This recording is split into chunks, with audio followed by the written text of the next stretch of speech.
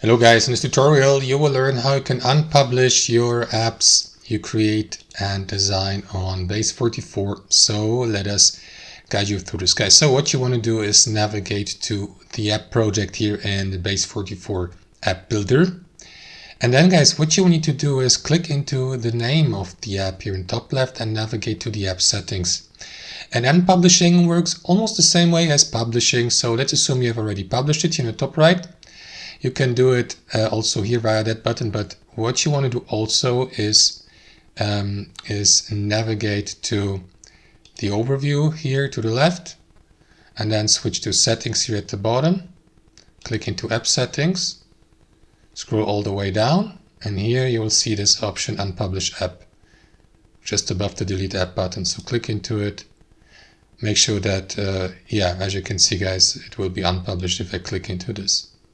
There you go. That's it. Thanks for watching, and I'll see you next time.